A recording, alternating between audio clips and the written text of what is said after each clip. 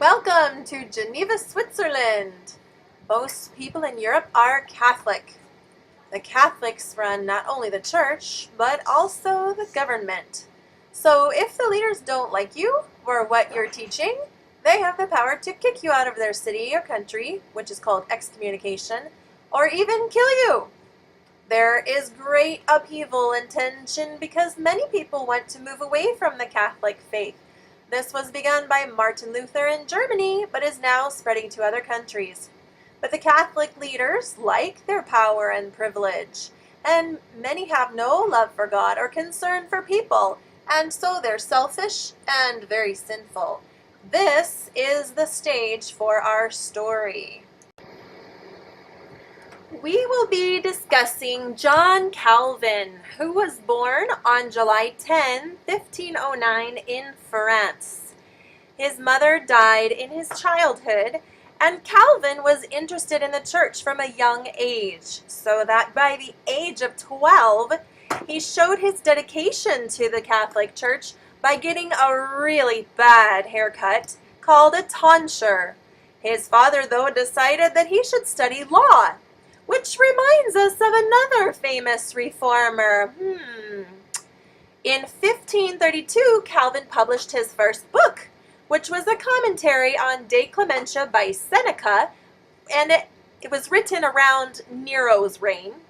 It was written to discuss political advice and the difference between a good ruler and a poor one. Now, we aren't certain when Calvin was saved, but it was when he was between 20 and 23 years old, and probably through the influence of other reformers like Luther and Zwingli. Then a couple of years later, when he was 25, he published his most famous book, The Institutes of the Christian Religion, which was originally a catechism in 6 chapters.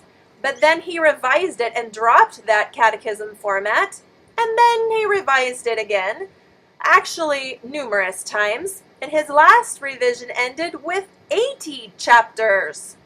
Originally written in Latin, it was eventually translated into multiple languages like French, Dutch, Spanish, German, Czech, Hungarian, Japanese, Afrikaans, English, and possibly even Arabic, but this has not been confirmed.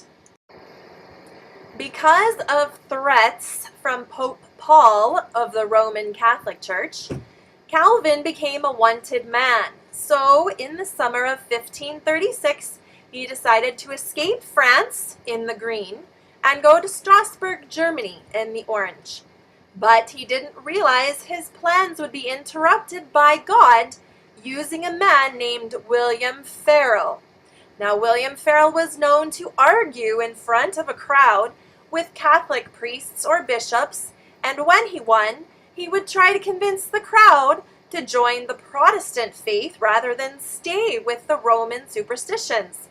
Sometimes these debates would end violently. Farel was said to have once taken relics out of the hand of a priest and thrown them into a river. In one town, the bishop even tried to have him drown in the fountain, and occasionally Farel would even use his fists to gain control of the Catholic pulpits. If you see his carved image on the Reformation wall, he is on the far left, holding a Bible in his left hand, but his right hand is a fist. Many people thought William Farel was to blame when tons of posters, called placards, which spoke against the Catholic Mass, showed up and were distributed around France in 1534. One was even placed in the King of France's bedroom. Now, Farel had taken control of the Cathedral of St. Peter in Geneva. This was 1535. And in May of 1536, the citizens of Geneva voted in favor of the Reformation and made the Protestant faith the official religion of their city. But back to Calvin.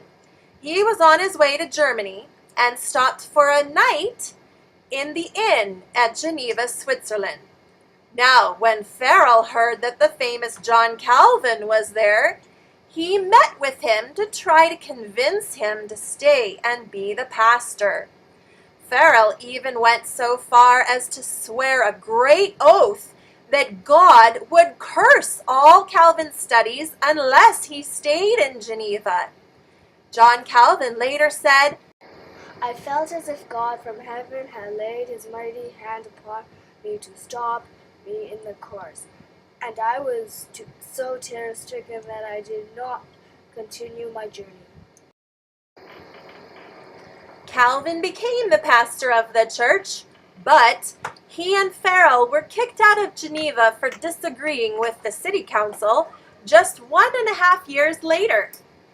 Martin Butzer, Luther's friend, invited him to pastor in Strasbourg, Germany. So Calvin went and pastored there 3 years and published a commentary on Romans in 1540. After turning down several offers of marriage, Calvin chose to marry Idelette de Boer. She was a widow from Holland with 2 children. Her previous husband had sadly died during the plague. Their marriage only lasted 9 years, but it appeared to be a loving one. When asked to return to Geneva and be the pastor again, at first Calvin wrote,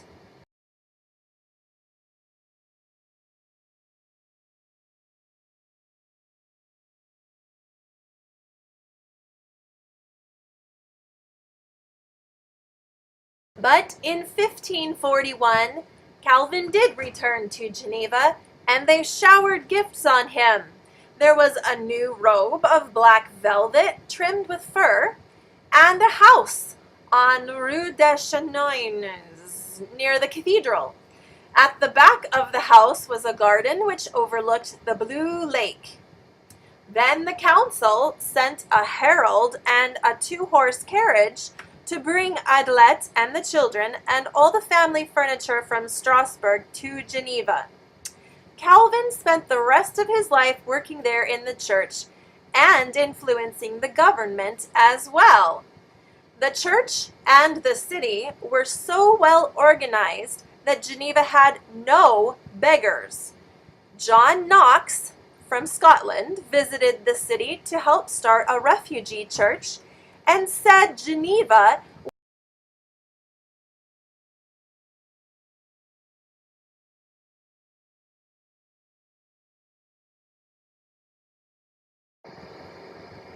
There was a very sad incident in 1553 when Michael Servetus, a Spanish theologian who had heretical views of the Trinity and who Christ was, sought refuge in Geneva.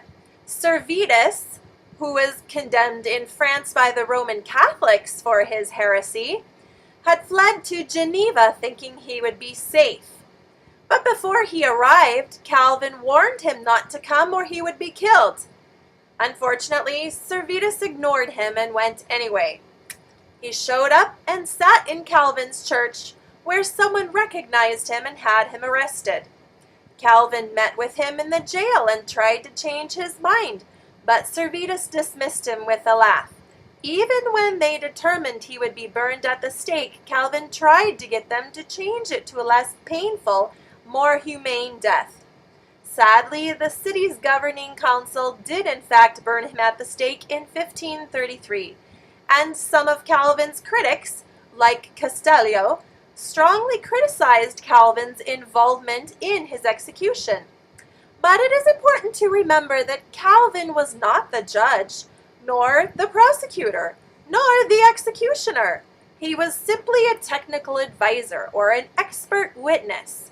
See, for Calvin, the most important thing was to vindicate God's honor. So when they asked if Servetus' views were blasphemous and heretical and anti-biblical, Calvin couldn't go easy on him. He had to say the truth. Another point to remember is that this city council was mostly concerned with eternity and people's souls, so a heretic going to hell was not as bad as allowing the heresy to spread, sending many to hell. In 1559, Calvin opened a college for the education of children. There was a grammar school and an advanced school. He hired Theodore Beza as the rector, and within 5 years there were 1,200 students in the grammar school alone, which eventually became Collège Calvin, one of the college preparatory schools of Geneva. The advanced school became the University of Geneva. During this time, Bloody Mary, the Queen of England and Ireland, ruled, and Calvin sheltered those who fled her persecution. She was England's last Catholic monarch, and it was during her reign that John Foxe was exiled, and he wrote about many of the other martyrs. Calvin also befriended the daughter of Louis VII of France. Her name was Princess Renée. She was under extreme pressure to support the Catholic Church, but Calvin encouraged her to stand strong in her Protestant faith. Then, just 8 years after Calvin's death, Princess Renée was able to save many Huguenots from the massacre on St. Bartholomew's Day in 1572. Who were the Huguenots, you ask? Vocabulary word, Huguenot. A Huguenot was a French person who left the Catholic Church for Protestantism. The Huguenots were persecuted, and many of them left France for other countries, bringing their faith with them. Say it with me, Huguenot. Incidentally, while we're talking about symbols, this was the symbol on John Calvin's seal. Here's the original, which is a bit awkward. You can't almost tell that it's a heart. It looks like it's on fire. But this is commonly thought of as the Calvin seal today. It's cleaned up, and it doesn't have Calvin's initials, but it does have the motto around it. Calvin wrote commentaries on most of the books of the Bible. He also wrote many letters to political leaders throughout Europe, like King Edward VI of England and King Charles V of Spain. And Calvin died in 1564 on May 27th. We know so much about his life because his friend, Theodore Beza, wrote about him in The Life of Calvin. If you look on the Reformation wall in Geneva, Switzerland, you can still see, from left to right, William Farel, the fighter, John Calvin, the pastor, Theodore Beza, the teacher, and John Knox, the Reformed pastor from Scotland, who challenged the Queen. We may have to talk more about his life in a couple years for Reformation Day.